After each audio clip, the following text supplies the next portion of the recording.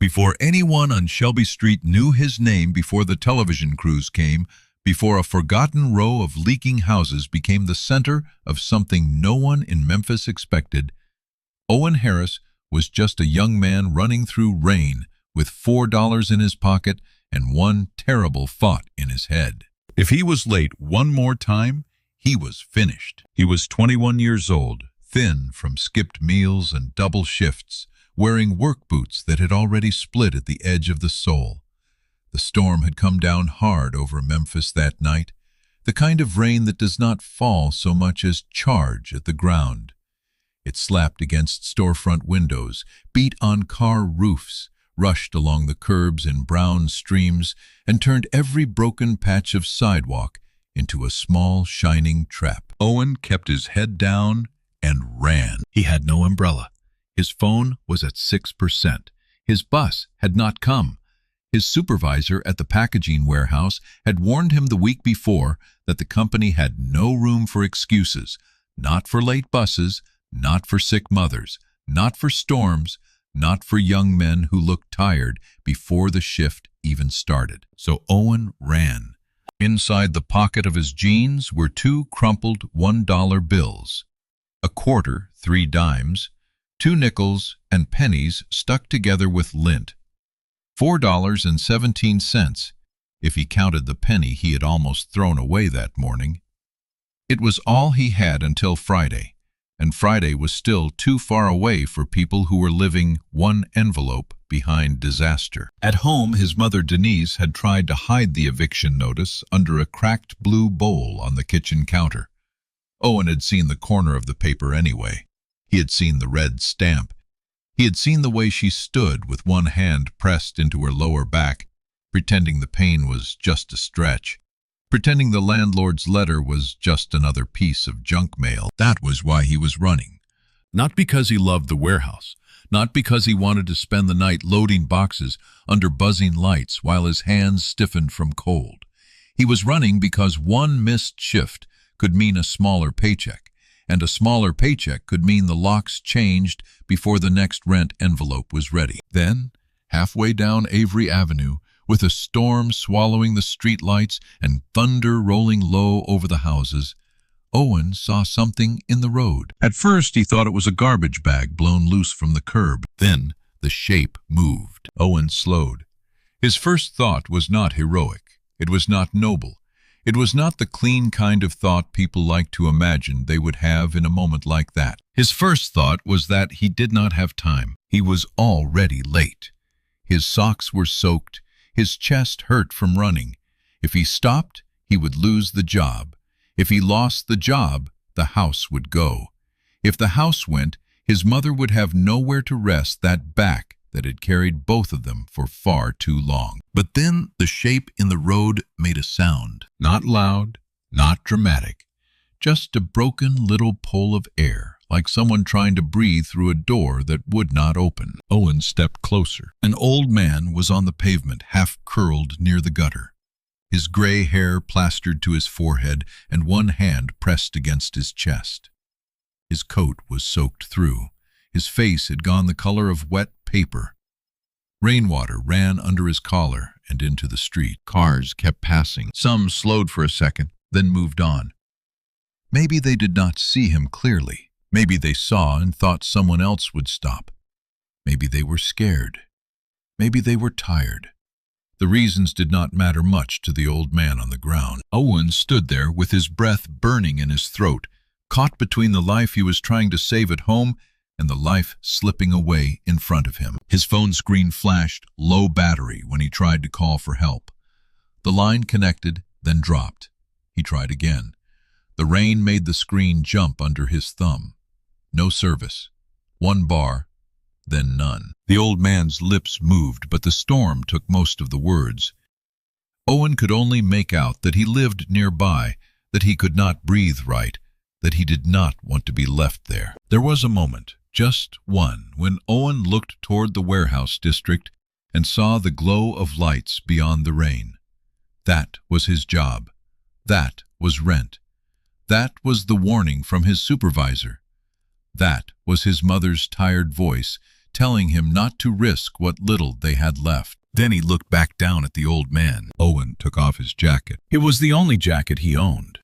It was not much to begin with, a faded brown work coat with a torn cuff and a zipper that caught halfway up, but it had been the difference between being cold and being cut open by the winter wind. He wrapped it around the old man's shoulders and pulled the collar up around his neck. The old man tried to protest. Owen shook his head. He slid one arm under the man's back and helped him sit up. The man was heavier than he looked, not in body, but in age. Every movement came with a tremor, every breath with a little fight behind it. Owen looked around again for help. A porch light glowed 2 houses down, but no one came out. The nearest store was closed. The rain kept pushing them both lower. So Owen did the only thing left. He got the old man to his feet. The man's name, he learned in pieces, was Gerald. Gerald Whitfield. His house was about a mile away, up past Shelby, and across from an old brick church with green doors. A mile was nothing on a sunny afternoon. A mile in a storm with an old man leaning half his weight on your shoulder was a different kind of distance. Owen started walking. The storm worked against them like it had a will of its own. Wind shoved rain into their faces. The gutters overflowed. Twice Gerald's shoes slipped, and twice Owen tightened his grip and held him up. At one corner the street light flickered out completely, and for several steps they moved through darkness, guided only by the headlights of passing cars and the pale shape of the sidewalk ahead. Owen's t-shirt clung to his skin. His hands went numb. His teeth started tapping so hard he had to clench his jaw to keep Gerald from hearing it. Every few minutes he checked the time on his dying phone and watched his future get smaller. 10 minutes late. 18. 27. By the time they reached Gerald's house, Owen had stopped looking. It was a quiet place, set back from the road, older than the newer homes around it, with a wide porch and a big oak tree shivering in the storm. The porch light was on, but dim. Owen helped Gerald up the steps, waited until he found his keys, then guided him inside. Warm air came out of the house like a memory. For a second, Owen wanted to step fully inside and stand there until his bones stopped aching. But he stayed near the door, dripping onto the mat, because poor people learn early not to take up too much space in homes that are not theirs. Gerald lowered himself into a chair near the entryway. In the light, Owen could see him better. The old man was not dressed like someone with much to prove. His sweater was plain. His shoes were old but well cared for. His hands were broad and rough with scars across the knuckles, the hands of someone who had worked before he ever gave orders. On a table beside the door was a framed photograph of a woman with silver hair and steady eyes. Around the frame were a few folded papers, a pair of reading glasses, and a small brass key. Gerald reached for his wallet with shaking fingers. Owen noticed before the wallet was open that it was thick, not flashy, not new, just full. The old man pulled out several bills and tried to press them into Owen's hand. Owen stepped back. He had $4 in his pocket. His rent was short. His job was probably gone. His mother's medicine bottle at home had 3 pills left in it, and she had been cutting them in half, even though the label said not to. There are moments when pride looks foolish from the outside.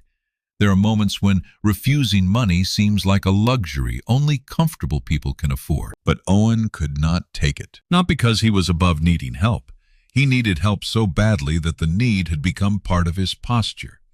He could feel it when he stood, when he slept, when he counted coins, when he watched Denise pretend she had already eaten. He refused, because taking money would have changed the shape of what had happened. He had stopped because a man was on the ground in the rain. That was all. If he took payment now, the act would become a transaction, and some small, stubborn part of him could not let that happen. So Owen told Gerald to call a doctor, to get warm, to sit still until someone came.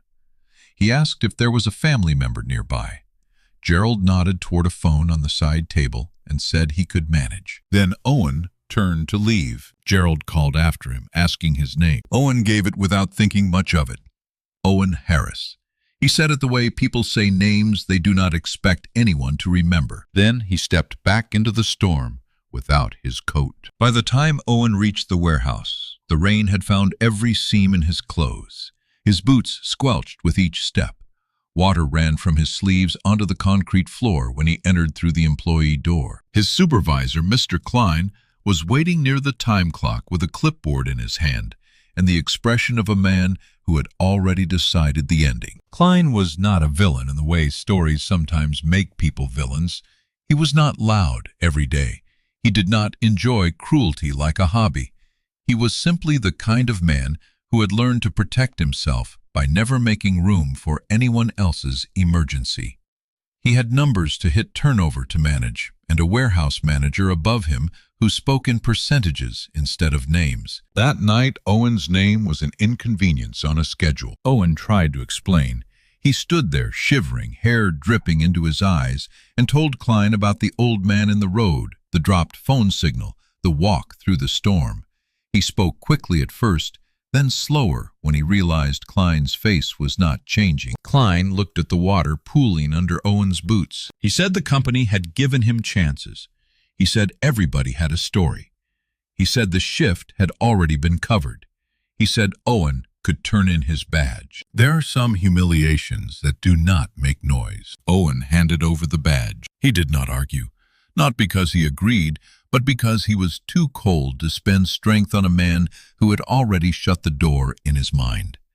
He stepped back outside with no job, no coat, and no plan except to keep moving until he got home. The rain had softened by then, but the cold had settled in. It slid under his wet shirt and stayed there. Owen walked the long way because he did not have enough left in him to run. Shelby Street was quiet when he arrived. The houses leaned under the weather, their porches sagging, their windows patched with plastic and tape. In daylight, the street had color: children on bikes, laundry lines, men calling greetings from stoops, women carrying grocery bags in both hands, music drifting from open doors. But at night, in the rain, the street looked tired enough to lie down. Owen and Denise lived in a narrow house with peeling white paint and a porch step that gave a warning groan every time someone crossed it. A red bucket sat in the corner of the living room under the worst leak. Denise moved it from place to place depending on how the roof behaved. That bucket had become part of the furniture. When Owen came in, Denise was awake at the kitchen table, a stack of bills spread in front of her and a towel around her shoulders. She had not turned on the overhead light because the bulb had started flickering the night before, and she was trying to make it last. A small lamp on the counter made the room look softer than it was. She saw him without his coat and stood too quickly. Pain caught her halfway up. Her hand went to her back. She tried to hide it, but Owen saw. He told her the coat was gone because he had helped someone who needed it more. He did not mention the job at first. Denise knew anyway. Mothers often know the thing their children are trying to keep from them, not because they are magic, but because worry teaches them to read tiny changes. Owen's shoulders were too still. His eyes did not stay in one place. He took off his boots carefully, like a man delaying the moment when he had to say the word, fired. When he finally told her, Denise sat back down. She did not scold him. That would have been easier. She did not say he should have kept walking. She had raised him better than that, and she knew it. But she looked at the eviction notice under the blue bowl, then at her son, standing barefoot in a puddle of rainwater, and for a moment, the whole house seemed to hold its breath with her. The roof dripped once into the red bucket, then again. Denise reached for the old towel on the chair and told Owen to dry his hair. That was how she loved him. When there was no money left. She found something small to fix. The next morning came gray and raw. The storm had moved on, leaving branches in the street and wet leaves pasted to the sidewalks. Owen woke before 6 with a cough in his chest and the heavy ache that comes from sleeping cold. He had not slept much. Every time he closed his eyes, he saw Klein's hand taking his badge. He saw the eviction notice. He saw his mother's pills lined up on the counter like a countdown. Denise had already gone to the laundry by the time he got up. She worked at Magnolia Wash and Fold, a place that smelled of detergent, steam, and old quarters. She had been there so long she could tell which dryer was off balance by the sound it made from across the room. She folded sheets for hotels, uniforms for restaurants, towels for salons, and sometimes when the owner was short-staffed, she worked the front counter, with a smile that looked real enough until she turned away. Her back had started hurting years before. At first it was a pull, then a pinch, then a line of fire down one leg. A doctor had once told her she needed imaging therapy, maybe a procedure if things got worse. Denise had nodded like a woman who had options, then gone home and figured out how many loads of laundry equaled one appointment. Things had gotten worse. She still went to work. Owen stood in the kitchen and looked at the envelope where his paycheck should have been enough. It was not. He opened the refrigerator because hunger sometimes makes you hope food has appeared since the last time you looked. There was half a carton of milk, a small container of rice, 2 eggs, and a jar of pickles. He closed the door gently, as if shutting it hard would insult the empty shelves. He was tying his boots for the first of his day jobs, a loading shift at a discount furniture store, when the sound came. Engines. Not one car. Several. Owen paused with one lace in his hand. Outside, the quiet of Shelby Street had changed. Neighbors were opening doors. Curtains moved. Someone down the block called for her sister to come look. The porch step groaned under Owen as he stepped outside. At the curb were 3 black vehicles, clean enough to reflect the broken clouds above them. Behind them was a white truck with the logo of a construction company on the side. Behind that, another truck, and another. Men and women in work jackets stood near the vehicles, holding clipboards, tool bags, rolled plans, and coffee cups. In the middle of them, under the pale morning light, stood Gerald Whitfield. He looked different, dry, not younger exactly, but steadier. He wore a dark overcoat, and though he leaned on a cane, there was something in the way the people around him watched his face that made Owen understand all at once that this was not just an old man from the road. Gerald looked up at the house. He looked at the patched window, the warped porch, the gutter hanging loose at one end. He looked at the red bucket visible through the front room window. Then he looked at Owen. Owen came down the steps slowly. Gerald had Owen's jacket folded over one arm. It had been cleaned as much as an old work coat could be cleaned, but the tear at the cuff was still there, the zipper still caught. Gerald held it with both hands like it was not a piece of worn fabric, but evidence. He said he had come to return what Owen gave him. Then he said he had come to return more than that. Neighbors were close enough to hear pieces, but not all of it. Mrs. Alvarez from next door stood on her porch with a coffee mug in both hands. Mr. Booker from across the street leaned on his railing in his slippers. 2 children stopped on the sidewalk with their backpacks hanging from one shoulder each. Shelby Street had seen police cars, utility trucks, tow trucks, and ambulances. It had not seen this. Owen, embarrassed by all the watching, told Gerald he did not have to do anything. He said he was glad Gerald was safe.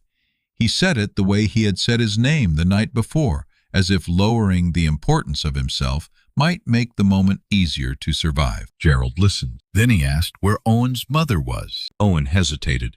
He did not like strangers knowing too much. Poverty makes privacy feel like the last room in the house with a working lock.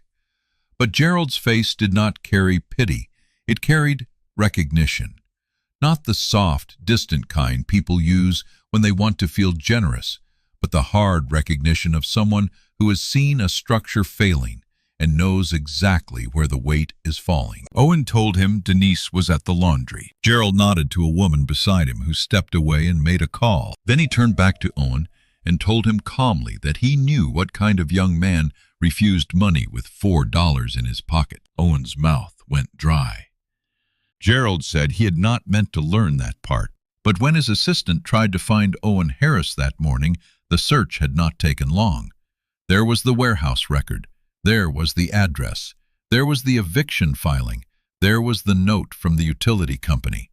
There was enough paper in the world to show how close a family could be to falling, and still, none of that paper had stopped Owen from lifting a stranger out of the rain. Owen felt heat rise under his skin, even in the cold. He did not want his life laid bare on the sidewalk. He did not want neighbors hearing numbers. He did not want anyone, especially a man with polished cars behind him, looking at his mother's house like a problem to be solved. Gerald seemed to understand that. He lowered his voice. He told Owen that help was not charity when it honored a debt.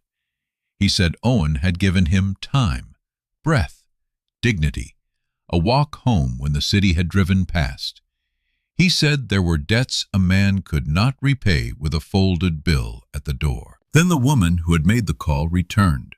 Denise was on her way. The next 20 minutes felt longer than the storm. Owen stood with Gerald near the porch, while the construction crew waited politely by the trucks. No one barged inside. No one took measurements without permission. That mattered more than Owen expected. He had seen inspectors and landlords walk into houses on Shelby Street like the people inside were temporary furniture. Gerald's team did not move until Denise arrived. She came in a borrowed sedan from the laundry, still wearing her name tag, her hair pinned back, one hand braced against the car door as she got out. She looked at the vehicles, the workers, the neighbors, her son, and the old man holding Owen's coat. For a second, Owen saw the fear cross her face. She thought it was about the eviction. She thought the property manager had finally sent people to clear them out. Owen moved toward her quickly and told her it was all right, though he did not know yet if that was true. Gerald introduced himself with a gentleness that made the whole street grow quieter. He thanked Denise for raising the kind of son who would stop in a storm when stopping cost him dearly. Denise looked at Owen then, not proud in the bright, easy way people show at graduations. It was deeper and more painful than that. It was the look of a mother realizing her child had become exactly who she prayed he would become, in a world where being good could still make him suffer. Gerald asked if they could speak inside. Denise opened the door. The house seemed smaller with Gerald in it, not because he filled the room, but because his attention went everywhere. The ceiling stain above the couch, the soft place in the floor near the hallway, the cabinet door that would not close, the plastic taped around the kitchen window, the red bucket, the bills stacked under the blue bowl. Denise reached for the bowl before anyone could see. Gerald looked away on purpose. That, too, mattered. They sat at the kitchen table. Gerald placed Owen's jacket across the back of a chair. One of his assistants, a man named Marcus, stood near the doorway with a folder, but did not open it until Gerald nodded. Gerald told them who he was. Whitfield Construction had started with one truck, 2 borrowed ladders, and Gerald himself pouring concrete before sunrise. Over 5 decades, it had grown into one of the largest construction companies in Tennessee, building hospitals, schools, apartment complexes, community centers, and office towers that Owen had walked past without ever knowing the name behind them. Gerald had stepped back from daily leadership after his wife Eleanor died, but the company still carried his signature on the big decisions. Owen heard the words, but they did not settle right away. He looked at the old man's hands again. The scars made more sense now. So did the way the crew outside waited for him. So did the way Gerald had looked at the house, not like a tourist seeing poverty, but like a builder seeing neglect. Then Gerald began to explain what he wanted to do. First, the eviction would be handled that morning. Not delayed, not negotiated into a trap, handled. The unpaid rent would be covered, and a legal aid attorney connected to Gerald's company would review the lease because the repair requests Denise had submitted and the landlord had ignored were not just sad details. They were evidence. Denise's fingers tightened around the edge of the table. She had kept copies of every request. Water damage, electrical flickers, the back step pulling loose, the bedroom window that would not lock. She kept them in a shoebox in the hall closet because she had learned that when poor people spoke, the world often asked for proof. Gerald asked if she still had them. Denise nodded. For the first time that morning, something in her face shifted. Not relief yet. Relief was too big and too dangerous to trust. But a small alertness appeared, the kind people get when someone finally asks the right question. Then Gerald turned to Owen. He said he had spoken with the University of Memphis before coming over. He knew Owen had once applied to study construction management, but had never enrolled because the financial aid gap was too wide, and Denise's hours had been cut that same month. Owen looked down at the table, stunned that this old dream, the one he had folded away like an outgrown shirt, had been found. Gerald said the Eleanor Whitfield Memorial Scholarship would cover tuition, books, fees, transportation, and a living stipend for the full degree if Owen still wanted it. If Owen still wanted it. Those 5 words nearly broke him. For 2 years, Owen had taught himself not to want too much at once. Wanting cost energy. Wanting made ordinary work feel like a locked door. He had told himself that college was for later. Then later had become never, and never had become a quiet place in him he did not visit. But Gerald was looking at him as if never had been misfiled. Owen tried to speak, but his throat closed. Gerald did not rush him. He said there would be a paid internship at Whitfield Construction during school, and a permanent position waiting if Owen completed the program and proved himself, not as a favor, but as a builder in training. He said kindness did not pour concrete, read plans, or manage crews, but it did reveal character. Skill could be taught. Character had already introduced itself in a storm. Denise covered her mouth with one hand. Gerald turned to her next. He said his company needed an office manager for a new community division, someone organized, someone steady, someone who knew how to track payments, schedules, deliveries, complaints, calls, and people. Marcus had already spoken with the owner of Magnolia Wash and Fold. Denise had been keeping that business from collapsing for years without the title or the pay to match the responsibility. Denise stared at him. Gerald said the job came with full health insurance, paid time off, and a salary that would not require her to count pills or choose between treatment and rent. He said she would not be hired out of pity. She would be hired because every person he had called that morning, including people who had underpaid her, admitted she ran whatever room she stood in. That was the moment Denise cried. Not loudly, not with her face in her hands, just a few tears that slipped out before she could stop them. She wiped them quickly, almost angrily, because she was not used to breaking in front of strangers. Owen reached for her hand under the table. Gerald gave them time. Then he spoke about the house. The crew outside was prepared to inspect the roof, electrical, plumbing, flooring, windows, porch, and insulation. Nothing would be done without Denise's written permission. Nothing would be charged to her. If the structure could be repaired safely, it would be repaired. If it could not, Gerald would provide temporary housing while they made a better plan. Denise looked toward the living room, toward the red bucket under the ceiling stain. For years, that house had been both shelter and threat. It had held birthday cakes, late-night homework, cold dinners, prayers, arguments, Denise's laughter when she was not too tired. Owen's childhood drawings still tucked in a drawer. It had also held mold, draft, unpaid notices, and the quiet fear that a storm might one day come through the roof instead of over it. She asked why Gerald would do all this. Gerald looked at the photograph in his folder, one Owen had not noticed. It was the same woman from his entry table, Eleanor, smiling beside a group of children in front of an unfinished community center. Gerald touched the edge of the picture with his thumb. He said his wife used to tell him that a man who built buildings had no excuse for ignoring the people sleeping under broken roofs. After she died, he had donated money here and there, written checks, attended dinners, put her name on plaques. But the night before, lying in the road with rain in his mouth and headlights passing by, he understood something he had avoided for too long. He had built too much from a distance. Owen had not saved him with a speech or a committee. He had saved him with his shoulder, his coat, and a mile of hard walking. Gerald said it was time he walked closer to the people he claimed to serve. By noon, Shelby Street had changed from curious to awake. Word moved from porch to porch, then phone to phone. A construction crew was at the Harris house. The old Whitfield man himself was there. Denise had a new job. Owen was going to college. The eviction was being fought. The roof was coming off before the week was out. People came by pretending to bring things. Mrs. Alvarez brought coffee no one had asked for. Mr. Booker brought a roll of plastic sheeting, though the Whitfield crew had better supplies.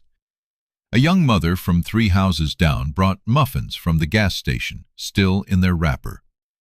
No one wanted to stare too openly at Hope, so they carried objects with them as an excuse. The property manager arrived just after 1. His name was Victor Langford, and he managed several houses on Shelby Street for investors who rarely visited.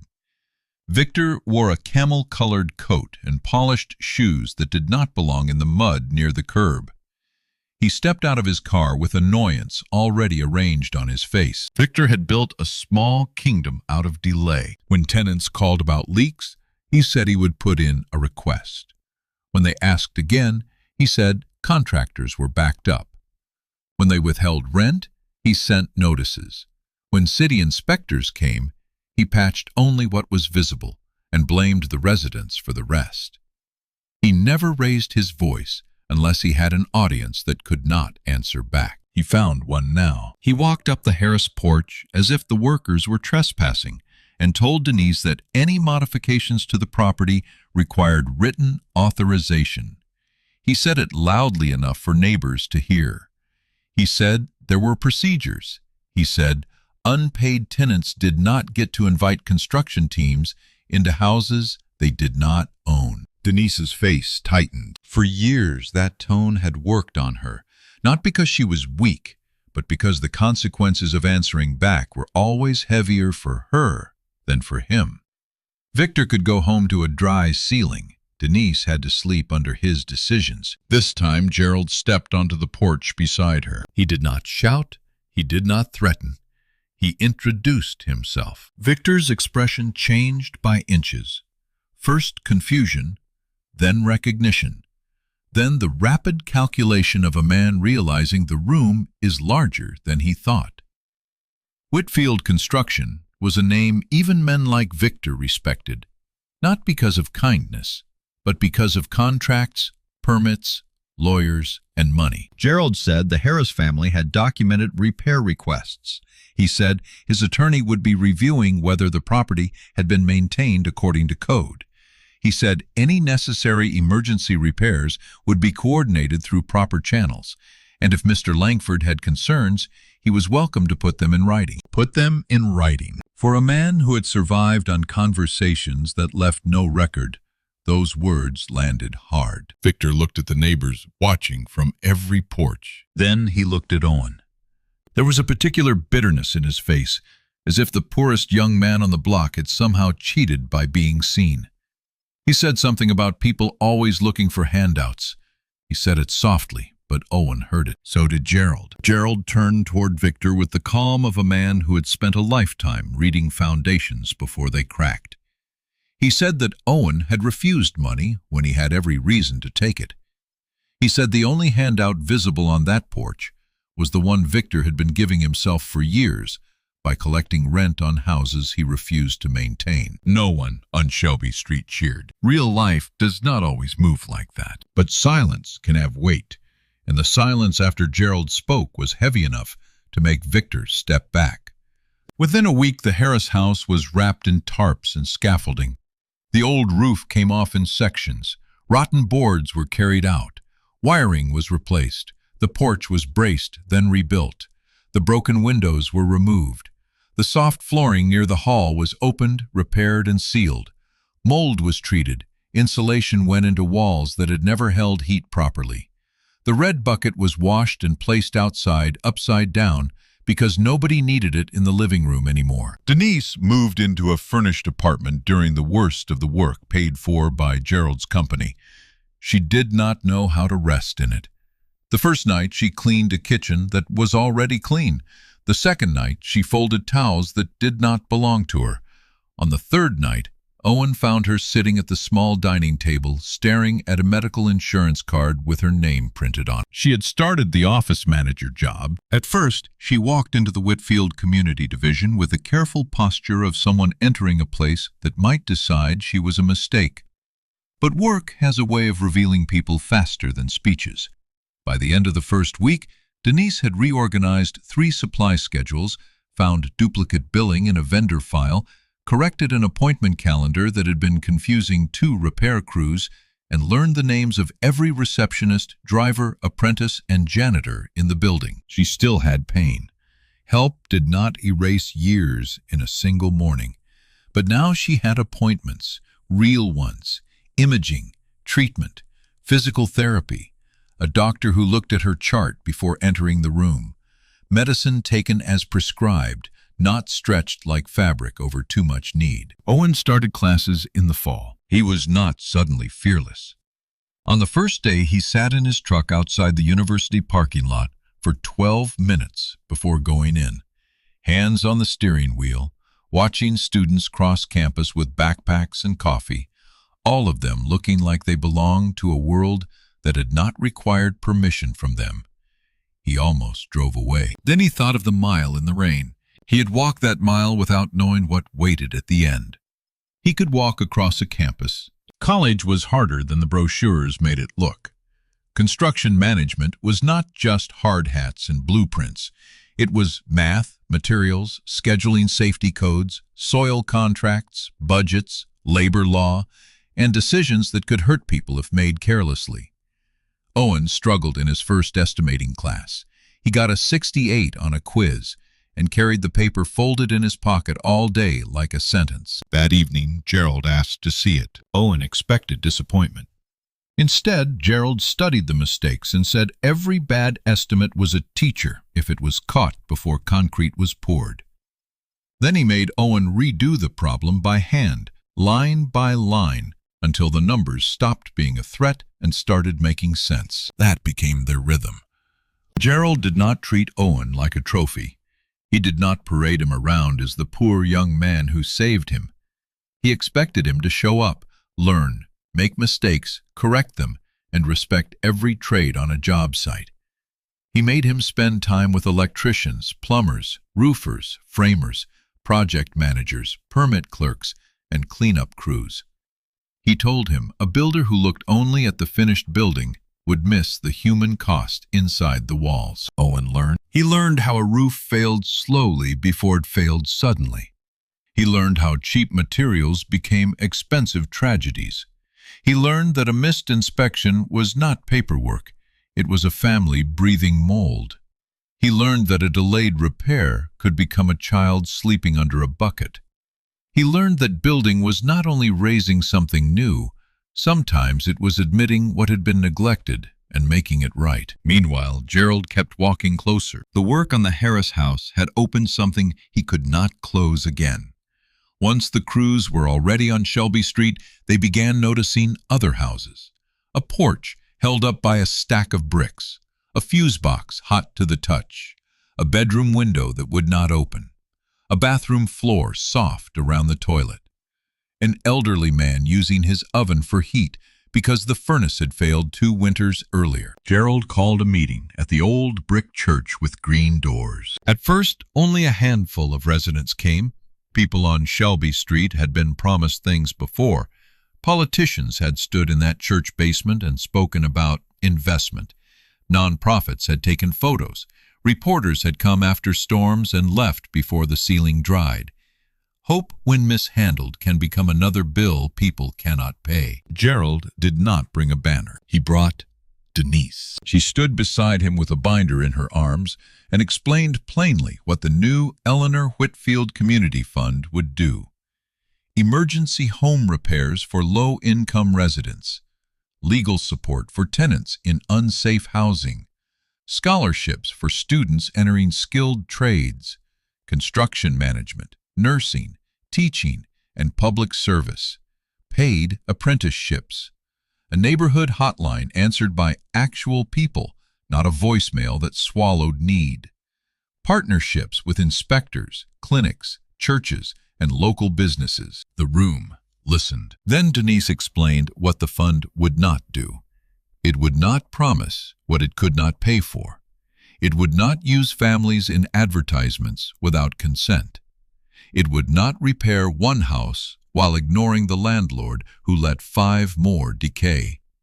It would not confuse charity with control. That was when Mrs. Alvarez raised her hand. Her ceiling had leaked for 8 months. Mr. Booker spoke next. His porch railing had come loose, and he had stopped sitting outside because he was afraid it would give way. A young father named Terrence said the back bedroom smelled damp no matter how much bleach he used.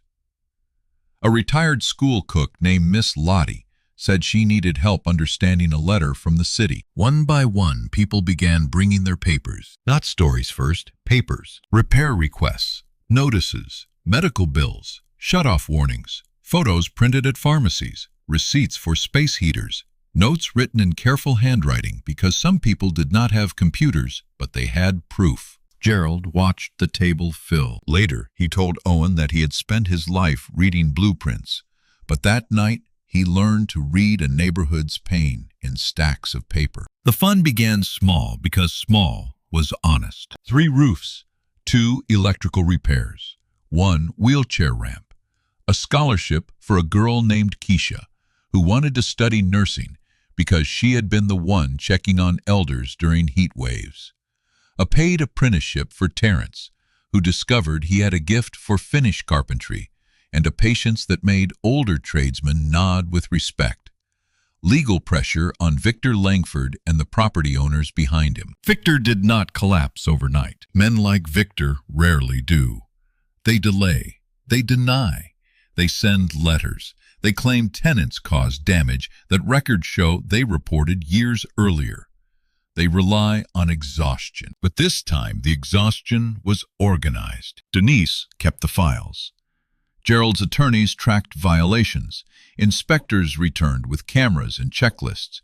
Residents who had once been afraid to complain alone now arrived together. Local news covered the first repaired homes not as a miracle story, but as a pattern of neglect finally being challenged. Investors who had been invisible behind holding companies began receiving calls they could not ignore. By spring, several Shelby Street properties were transferred into a community housing trust with repair requirements and tenant protections. Victor lost the management contracts after his own records showed years of collected rent and deferred maintenance. The same paperwork he had used to pressure families became the paper trail that removed him. No one threw a party for his downfall. The celebration came later when Miss Lottie rolled her walker down her new ramp for the first time and touched the railing with both hands. It came when Mr. Booker sat on his rebuilt porch at sunset, not because the wood was new, but because he was no longer afraid it would drop him. It came when Mrs. Alvarez went through a rainstorm without moving pots across her bedroom floor. It came when children stopped calling the dripping sound in their rooms normal. Owen saw all of it. At first, he thought Gerald had changed his life. That was true, but incomplete. What Gerald had really done was give Owen a place to put the kindness he had carried alone. Before that storm, Owen's goodness had been private and costly. He helped when he could. He carried groceries for neighbors. He fixed loose hinges with borrowed tools. He gave his mother the bigger half of dinner and pretended not to be hungry. But private kindness can wear a person down when the world keeps asking for more than one pair of hands can give. The fund turned kindness into structure. It did not make mercy less personal. It made it harder to waste. A roof repair had a schedule. A scholarship had paperwork. A medical appointment had transportation. A storm check had volunteers assigned by block. Someone kept the keys. Someone answered the phone. Someone followed up. Someone made sure the help did not vanish after the photograph. Denise was good at that part. She became in time the person everyone called before they panicked. She knew which contractor could be trusted with an elderly resident's house. She knew which clinic had appointments on Thursdays. She knew which teenager needed a bus pass but was too proud to ask. She knew which landlord used friendly language in person and threats in writing. She knew how to sound warm and immovable in the same sentence. Her back improved slowly, not perfectly. Some mornings still started with stiffness. Some evenings still ended with a heating pad and silence. But she stood straighter, she slept longer, she laughed more easily. The first time Owen saw her lift a grocery bag without flinching, he had to turn away and pretend to check his phone. The Harris house came back to them in early summer. It was still the same narrow house on Shelby Street. Gerald had been careful about that. He did not turn it into something that looked dropped from another neighborhood. He did not erase its history. The porch was strong now, but familiar. The windows opened. The roof held. The kitchen light did not flicker. The front door locked cleanly.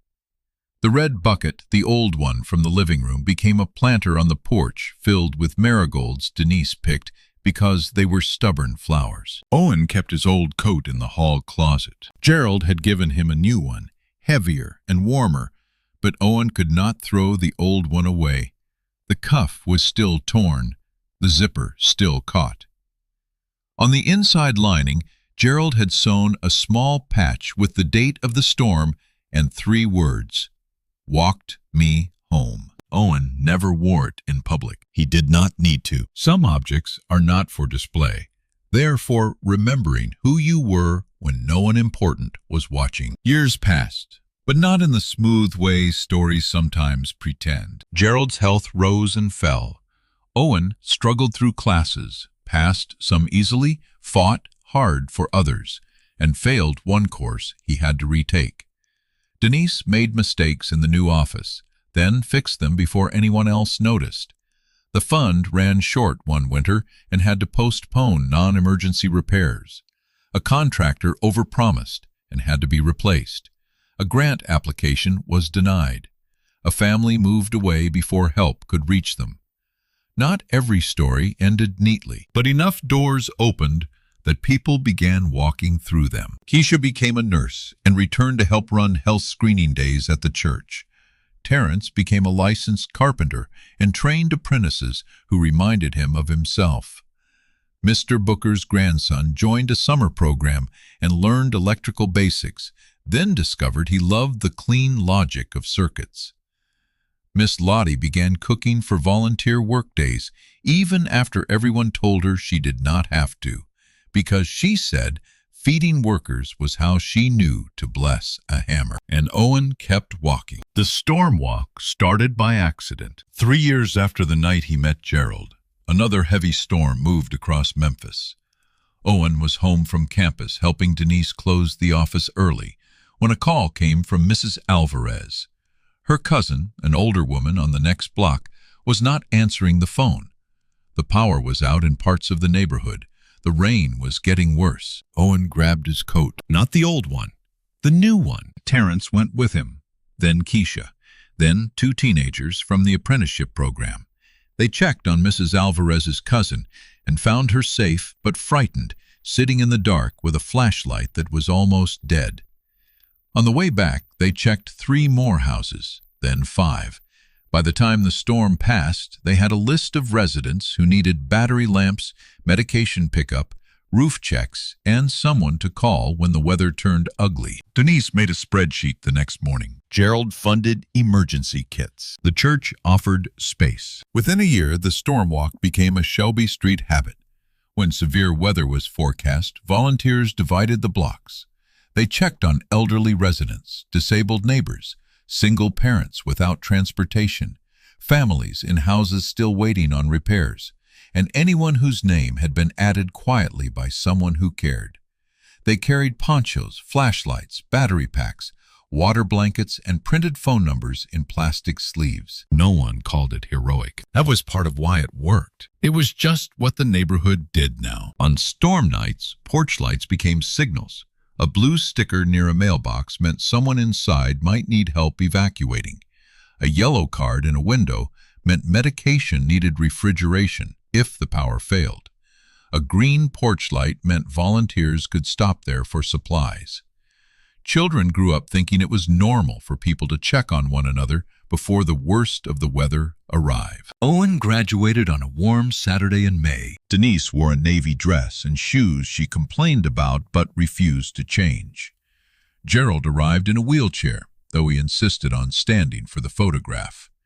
His hands shook more by then. His voice had grown softer. But when Owen crossed the stage, Gerald's eyes followed him with the fierce attention of a man watching a beam settle exactly where it belonged. After the ceremony, Owen handed Gerald a small box. Inside was a brass key. It was not expensive. It was the old key to the Harris house, the one Denise had used for years when the door stuck and the lock had to be lifted slightly before it turned. Owen had polished it, mounted it on dark wood, and added a small inscription. "You built more than houses." Gerald held it for a long time. He did not say much. He did not need to. His thumb moved over the key the same way it had once moved over Eleanor's photograph. Owen began working full-time at Whitfield Construction that summer, in the community division first, then rotating through larger projects. He was good, not because he was naturally brilliant at everything, but because he listened. He listened to crews. He listened to residents. He listened to buildings. He knew that a crack was not just a crack. A delay was not just a delay, and a budget line could become a family's winter. By his late 20s, Owen was managing projects that would have overwhelmed the young man running through the storm. He wore clean boots now, though he never let them stay clean for long. He owned more than one coat. He kept his bills paid.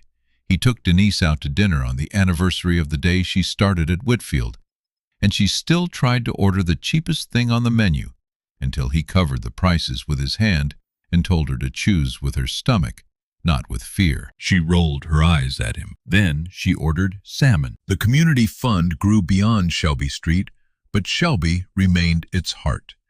The Eleanor Whitfield name appeared on repair vans, scholarship letters, apprenticeship certificates, and the sign outside the renovated church basement that had become a year-round resource center. But those who had been there from the beginning knew the fund's real symbol was not the sign. It was the coat. Not Owen's old coat exactly, though, that stayed in his closet. It was the idea of it. The thing you give when you do not have enough. The warmth you surrender because someone else might not survive without it. The mile you walk while your own life is waiting impatient and unpaid at the other end of town. Gerald died quietly several years after Owen graduated. The funeral filled a church larger than the one on Shelby Street, but half the people there came from neighborhoods where Gerald had never lived. Roofers stood beside nurses. Apprentices stood beside executives. Elderly tenants sat near city officials.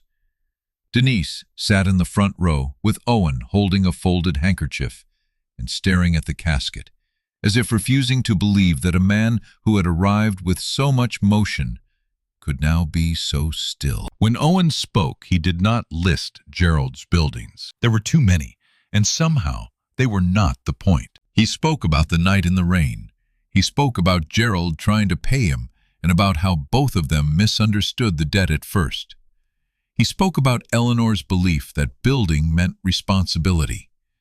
He spoke about the red bucket, the repaired porch, the first church meeting, the first storm walk, the first scholarship letter sent to a student who had almost given up. He said Gerald Whitfield had been saved from the road by one young man, but he had spent the rest of his life making sure fewer people were left on roads of their own. After the funeral, Owen found Denise standing near Gerald's daughter, Claire, who had taken over much of the company's leadership. Claire gave Owen a sealed envelope. Inside was a letter in Gerald's uneven handwriting and a document naming Owen as director of the Eleanor Whitfield Community Fund. The letter was short. Gerald had written that Owen should never let the fund become polished enough to forget the rain. He should keep the paperwork clean, the finances honest, the repairs practical, and the decisions close to the people living with the consequences. He should listen to Denise when she said something smelled wrong in a file. He should remember that nobody is too poor to give and nobody is too rich to owe. Owen read the letter twice. Then he folded it and put it in the inside pocket of his coat. The work continued. Under Owen's leadership, the fund expanded the Stormwalk into a citywide volunteer network. It partnered with weather services clinics, churches, student groups, and local businesses. Construction apprentices learned not only how to frame walls, but how to inspect vulnerable homes before storms. Scholarship students were asked to complete community service not as repayment, but as inheritance. Families who received help often returned later with casseroles, tool belts, tax forms, tutoring hours, rides to appointments, and whatever else they had to offer. That was the part Owen loved most. Help stopped moving in one direction. Mrs. Alvarez, whose roof had once leaked over her bed, became the person who called every Spanish-speaking resident on the storm list. Terence trained crews on respectful repair, reminding them that they were entering homes, not job sites, with couches. Keisha organized medication checks before power outages. Mr. Booker's grandson, now an electrician, volunteered on weekends and refused to let anyone pay him for small fixes in the homes of elders who had watched him grow up. Denise, older now, still ran the office with a calendar that seemed to know things before people said them out loud. She kept a photograph on her desk of Owen and Gerald standing on the rebuilt Harris porch. In the background of the photo, the red bucket planter sat bright with marigolds. Every so often, someone would ask Owen why he still went out on stormwalk nights himself. He was the director now. He had staff. He had volunteers. He had younger legs he could send into rain. Owen always gave a practical answer first. He said leaders needed to see the work. He said storms changed quickly.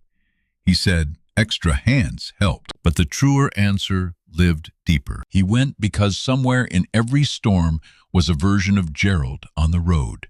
And somewhere in every storm was a version of Owen running late with too much to lose.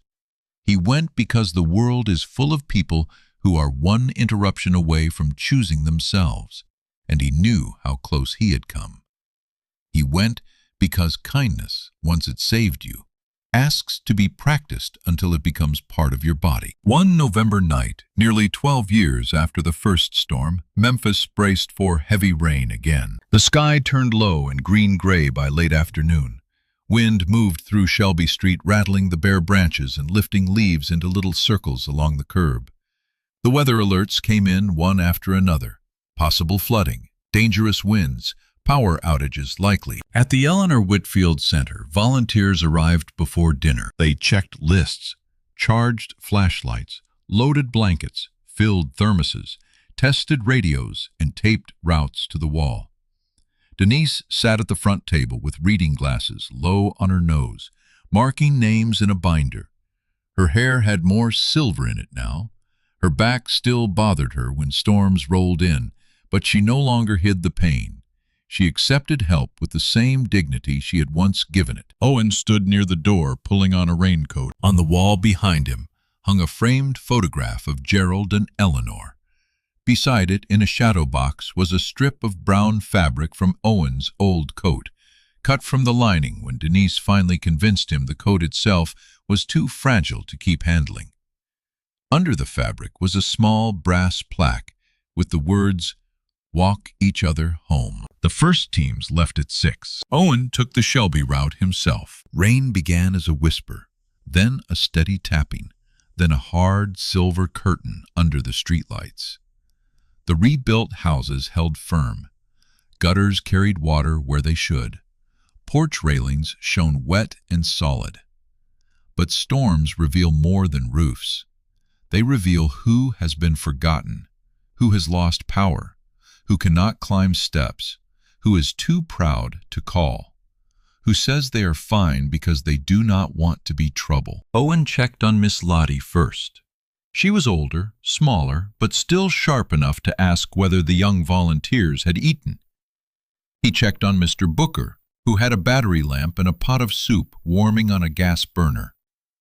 He checked on a new family in the blue house near the corner, where a little boy with wide eyes held the door open while his mother asked about sandbags. Near the old stretch of Avery Avenue, Owen slowed. The street had changed over the years, but not completely.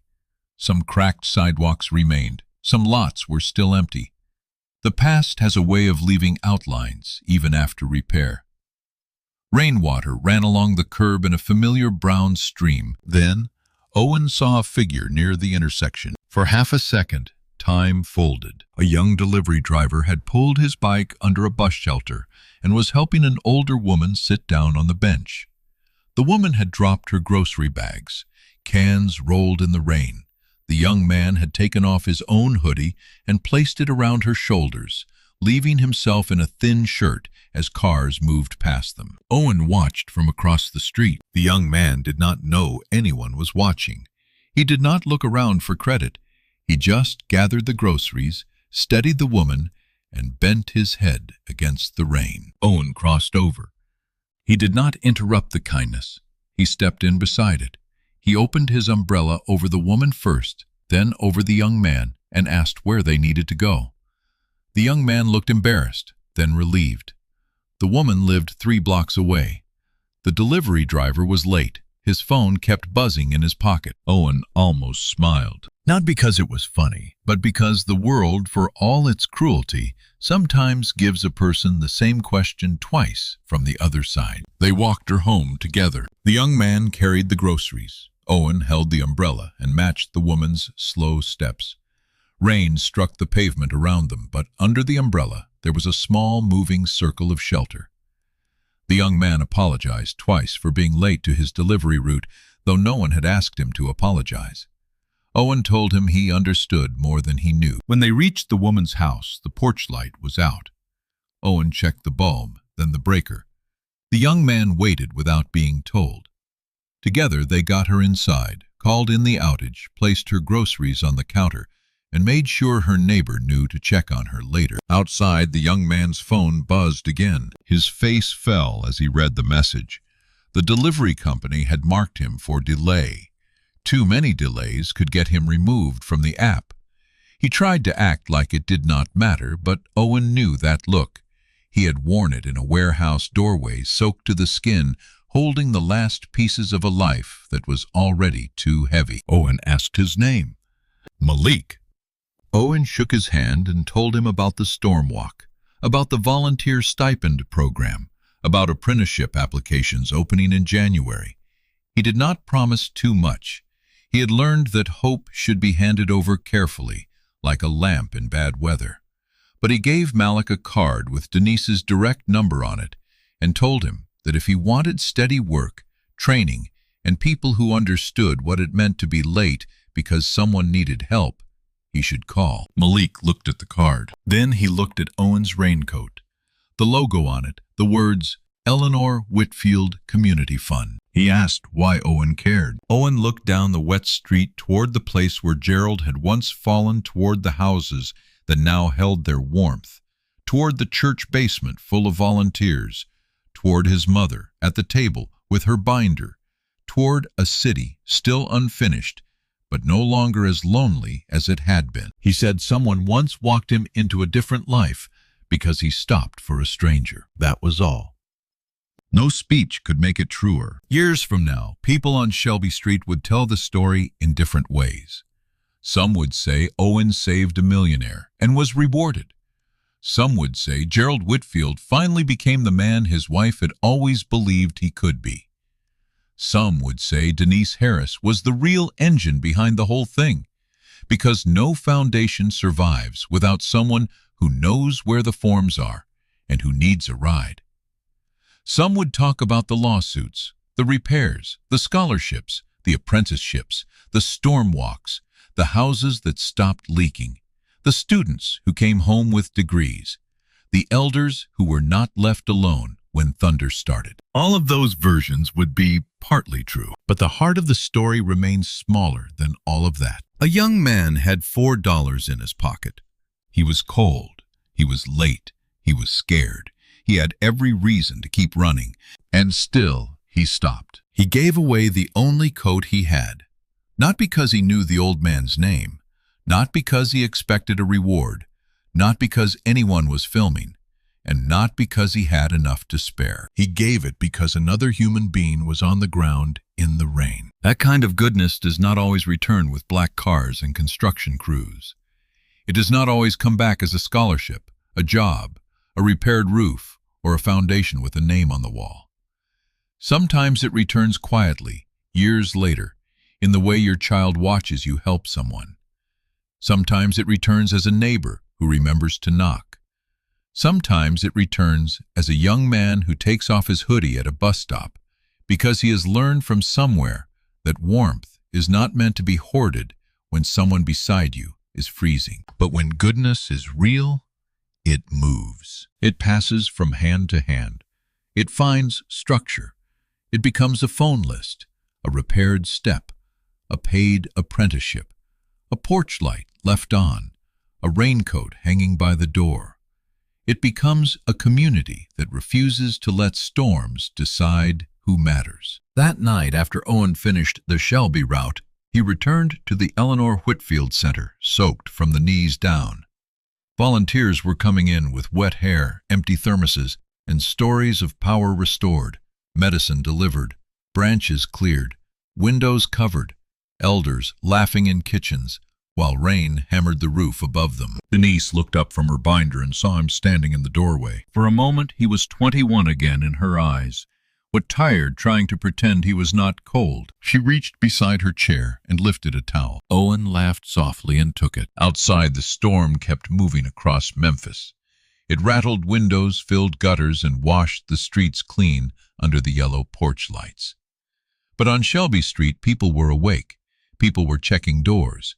People were carrying flashlights through the rain. And in the hall closet of the Harris house, behind the newer coats and the winter scarves, the old brown jacket still hung with its torn cuff and stubborn zipper, too worn to protect anyone from weather anymore, but strong enough to hold a whole neighborhood's memory. Walked me home. 3 words stitched into faded cloth. 3 words that began with one stranger leaning on another in the rain. 3 words that became a promise. And every time thunder rolled over Shelby Street, someone kept it.